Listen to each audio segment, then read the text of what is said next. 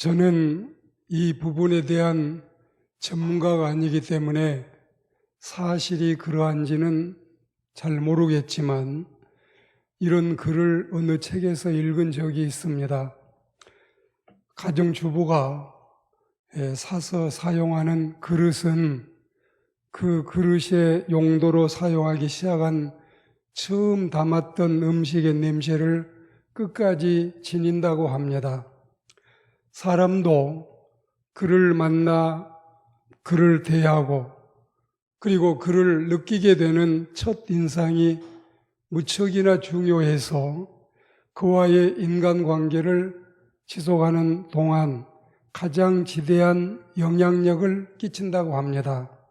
자, 그릇에 처음 담은 음식이 그리도 중요하고 그리고 사람을 만났을 때 또 사물을 대했을 때 맨 처음 받았던 그 인상, 맨 처음 가졌던 그 느낌이 그리도 중요하다면 그분이 몸에 지니고 살고 그분이 마음에 품고 살고 그분의 영혼에 각인되어져 있을 성품이나 품성이나 스타일은 얼마나 중요할까요? 좋아요. 첫인상이 7초 안에 결정되어진다고도 하고 심지어는 0.3초 안에 호감인지 비호감인지를 판단할 수 있다는 말도 솔로몬 애쉬라는 심리학자들 사이에서 나오는데 우리가 이런 말에는 쉽게 공감할 수 없을지 몰라도 예수님이 오시기 전 700여 년 전에 예언된 하나님의 말씀이야말로 메시아의 성품과 또 메시아의 스타일을 얼마나 옳고 바르게 소개해주고 계시는지요. 감사할 뿐입니다. 그래서 우리 시간에는 지난주에 이어서 또 다른 시각에서 장차 오실 메시아가 이런 분이 오신다고 예고하였고 때가 참에 과연 이런 분이 세상에 오셨지요. 그리고 인류를 이렇게 선한 목자의 모습으로 실망시키지 않고 모두가 흡족하게 받아들이도록 하신 것입니다. 첫째로 이방 세계에 정의를 베푸시는 스타일, 이 스타일이 바로 메시아의 스타일이고 우리 그리스도의 스타일이고 또한 예수님의 스타일입니다. 오늘 본문 1절에 그가 이방의 정의를 베풀리라. 그리고 또 4절에 보시면 세상의 정의를 세우기에 이르리라. 이렇게 말씀했는데 이방이나 열방이나 혹은 세상이나 세계나 동의어처럼 비슷한 말들인데 한마디로 말씀드려서 우리 예수님은 세상의 정의의 왕이시다. 이렇게 우리가 이해를 하시면 되겠습니다. 이 말씀이 마치 당시 지독한 선민의식과 편협된 특권의식에 깊이 빠져있던 유대인들에게는 아마도 상당한 충격이었을 것입니다. 사실 하나님이 그들을 세워서 제사장 나라로 삼고자 하셔도 그들이 다 저버리고 도망갔지 않아요. 그래서 예수님은 대부분의 공생애를 소위 이방의 갈릴리에서 보냈던 일을 의아하게 여겼을 겁니다. 왜 그들이 모여있는 또 그들이 운집에 있는 서울 수도 예루살렘이 아닌 저 저변의 갈릴리 이방의 갈릴리였을까요? 그러나 분명한 것은 하나님은 만민의 하나님이시고 예수님은 만유의 구주라는 사실입니다. 우리 예수님은 이방의 정의도 베푸시고 세상에 복음도 전하시고 또 열방의 주의 종들도 보내시고 세계에 하나님의 교회도 세우셨습니다. 더구나 하나님의 정의와 하나님의 공의와 하나님의 진리를 온 세상의 좌표와 그리고 깃발로 삼으셨던 것입니다. 그렇습니다. 우리가 믿는 메시아의 스타일은 정의롭고 공평하고 그리고 표준이 되고 천하 만민이 지켜야 될 신조요, 모든 인생이 살아야 될 지침이 되었습니다. 창기려 박사가 성인이 아니면 세상에 성인이 없다는 말도 있는데, 기독교가 정의가 아니면 세상에 정의는 없다는 말로 우리 마음속에 아로새겨야 되겠습니다. 그리고 두 번째는, 메시아는, 이제 이 땅에 오실 메시아, 장차 오실 그리스도는 목소리를 높이지 않는 스타일을 가지고 계십니다. 지금 우리는 장차 오실 메시아에 관해 스타일에 대한 말씀을 듣고 있는데, 그분은 첫째, 외치지 않으신다. 두 번째로, 목소리를 높이지 않으신다. 그리고 세 번째로, 소리를 거리에 들리게 하지 않으신다고 하셨습니다. 이 점을 더 세밀하게 말씀을 풀어드리겠습니다. 이 세 가지 모습은 히브리어 성경에 보면 야쉬미아라고 하는 단어인데, 이 야쉬미아라는 단어에서 보듯이 격렬한 분쟁이 그분에게는 없다. 그분은 큰 목소리를 바라지 않으신다. 분에 찬 목소리가 없다. 칼과 창으로 제국을 멸망시킬 세속적인 정복자의 모습이 전혀 아니다. 다만 고요하신 하나님, 참으로 온유한 메시아라는 의미입니다. 메시아의 모습이 왜 고요할까요? 평안하신 까닭입니다. 왜 고요할까요? 전적으로 하나님께 순종하시기 때문입니다. 그분이 고요하심은 또 온유하신 분이시기 때문에 그렇습니다. 여러분, 우리 모두가 이런 주님께로 나오시기 바랍니다. 주님은 평안하십니다. 그리고 주님이 가지고 계신 그 평안을 우리에게도 거저 나누어 주십니다.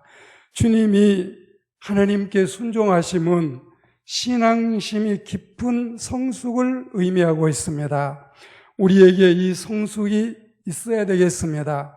그리고 우리 주님은 정말 온유하신 분이십니다. 우리도 주님의 온유를 배워 주님의 온유함을 지니고 살아야 되겠습니다. 그리고 이 온유함은 연약함의 대명사가 아니라 땅을 차지하고도 남을 만큼 진정한 크리스천의 필수 덕목이 아닐 수 없습니다. 주님은 외치지 않아도 다 따르고 있습니다. 주님은 목소리를 높이지 않으심에도 불구하고 다 듣고 있습니다. 그리고 주님은 소리를 거리에 들리게 아니해도 그 복음의 소문은 온 땅에 퍼져나갔습니다. 이게 바로 엄청난 신비요. 그리고 이게 바로 엄청난 비밀이 아니고 무엇이겠습니까? 첫째로 세상의 임금처럼 주님은 인기를 돋으려고 풍채를 내시지 않습니다. 두 번째로 세상 임금처럼 세력이나 폭력으로 다스리려고 하지 않으십니다. 그리고 세 번째로 불의한 방법으로 대항하지 않고 온순한 처세를 하셨습니다. 이런 것들이 바로 목소리를 높이지 않는 메시아의 스타일입니다. 그리고 메시아의 스타일 가운데 세 번째는 상한 갈대를 꺾지 않는 주님이십니다. 갈대. 이 갈대는 미미하기가 이를 데 없지만, 그런데 미미하기 이를 데 없는 이 갈대 중에도 상한 갈대, 그건 정말 더욱 그러합니다. 강이나 시냇가 혹은 바닷가의 모래땅에 군집을 이루고 사는 풀인데 값이 나갈 리가 없지요. 한낱 들풀에 지나지 않는 것이 갈대입니다. 때로는 물가에도 피지만 주로 산에서 자라는 의악새, 경기도 방언으로는 억새라고도 하지요. 이렇게 갈대나 의악새나 억새는 가을 정취를 느끼게 하는 낭만은 우리에게 줄지 모르지만, 이 갈대, 이 의악새, 그리고 이 억새들은 자체로도 미미한데 이미 상해 있다면, 그리고 이미 꺾여 있다면 이건 참 더더욱 쓸모없지요. 값어치도 없고 찾는 이도 없고 이걸 물건이라고 사고 팔 수도 없는 것이지요. 흔히 우리가 시험에 빠지고 주님을 배반하던 베드로를 갈대라는 별명으로 부르기도 합니다. 그런데 베드로뿐일까요? 우리도 다를 바 없지요. 우리도 갈대 인생이 아니고 무엇이겠습니까? 더구나 상한 갈대는 아무짝에도 쓸모도 없고 보기에도 흉해서 보는 이들로 하여금 꺾어버리고 싶은 충동을 느낄 것입니다. 이 약한 갈대가 상해 있다. 꺾어버리고 싶겠지요. 죄악으로 인해서 일그러진 우리의 모습이 이와 흡사할 테니 하나님께서 하시고자 한다면 낫으로 척척 베내어서 무더기로 묶어서 지옥불에 쳐 넣어도 말릴 수 없겠지만, 그러나 우리 주님이 연약한 우리들도 아예 꺾어버리지 않으시고 살려두신 것만 해도 100배, 1000배, 만배 감사하지 않을 수 없지요. 생각하는 갈대, 연약한 갈대, 쓸모없는 갈대, 우리 인생이 갈대 같은 인생이지만 하나님은 우리들을 이처럼 버리지 아니하시고 마저 꺾지 아니하시고 사랑하심에 대해서 감사한 마음이 우리에게서 일어나지 않겠습니까? 그리고 네 번째는 그분의 스타일은 꺼져가는 등불을 끄지 않는 스타일이십니다.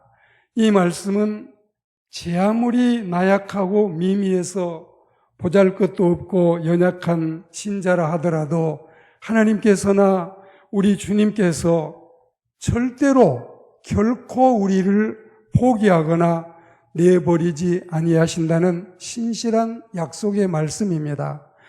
우리가 어떤 때 생각하면 나는 지금 내 신앙은 현재 깜박깜박 꺼져가는 몹시도 나부끼고 위태로운 지경에 심지어 같기도 하고 초라하기 이를 데 없는 미미한 불꽃처럼 생각될 때도 있을 것입니다. 저도 그렇고 여러분도 그렇지요. 우리가 자신들을 돌아보고 생각해 보면 정말 초라하고 연약해서 깜박깜박 꺼져가는, 어떨 때 보면 이미 작은 불꽃마저도 꺼져버린 것 같은 이런 우리의 연약함을 스스로 고백하지 않을 수 없지요. 그러하지만 이럴 때라도 다른 건 없어도 의와 순결을 사모하는 마음만은 견지하고 있을 터이니 우리가 이런 형편에서라도 소망이 있는 것은 이렇게 미미하고 이렇게 연약하고 이렇게 부족한 데에도 불구하고 우리에게 소망이 있는 것은 우리 주님이 우리를 버리지 않으신 까닭입니다. 그리고 철로 역정에서 나타나듯이 깜박깜박 꺼져가는 우리에게 성령의 기름을 부어주셔서 다시금 밝은 빛을 발하게 하시는 믿음으로 세워주신 분이 성령이시라는 사실을 우리에게 일깨워주고 있지 않습니까? 저는 어려서부터 성경을 읽고 들을 때 이 상한 갈대와 꺼져가는 등불을 꺾지 않으시고 끄지 않으신다는 이 대목에서 많은 감동과 은혜를 깨달은 것 같습니다. 결국은 모두를 다 안고 가고 모두를 짊어지고 가고 모두를 어깨에 메고 끌고서라도 다 수용하고 다 책임지고 다 받아주고 다 구원해서 천국으로 인도하시려는 우리 주 예수님의 지극한 사랑의 절정을 보는 것 같아서 감동했고 또한 그 크신 은혜에 몸둘 바를 알지 못했습니다. 사랑하는 교우 여러분, 오늘 말씀을 맺고자 합니다.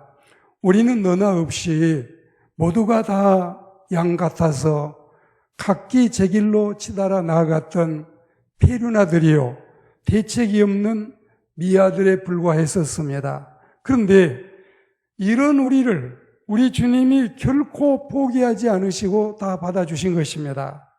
그리고 정말 우리는 이미 상해져 있는 이미 꺾여 있는 갈대가 됐지만 주님은 우리를 마저 낫으로 비워버리지 아니했습니다.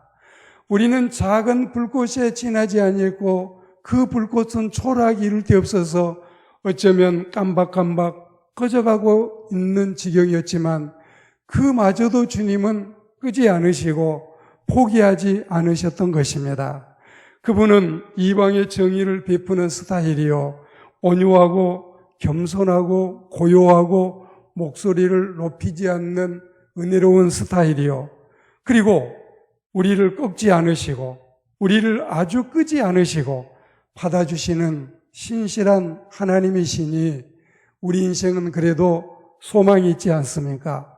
그래도 우리 인생은 장래가 있고 미래가 있고 비전이 있고 또 기대할 바가 있지 않습니까? 이런 은혜를 허락하신 예수 그리스도, 장차 700년 후에 오실 메시아를, 그분의 스타일을 소개하는 선지자 이사야의 말씀이 얼마나 우리 가슴에 울림이 되고 감동이 됩니까? 이 은혜로운 주님을 내 인생의 구주로 모시고 나는 그분의 양이 돼서 주님과 일생을 동행하며 산다는 것이 얼마나 기쁘고 즐거운 일입니까? 이 큰 은혜를 받은 우리가 그 크신 우리의 목자, 선하신 목자 예수님께 감사하며 이 험한 세상을, 칠흑같이 어두운 세상을 기쁨으로 신나게 즐겁게 살아가는 우리 모두가 되어야 되겠습니다. 아멘.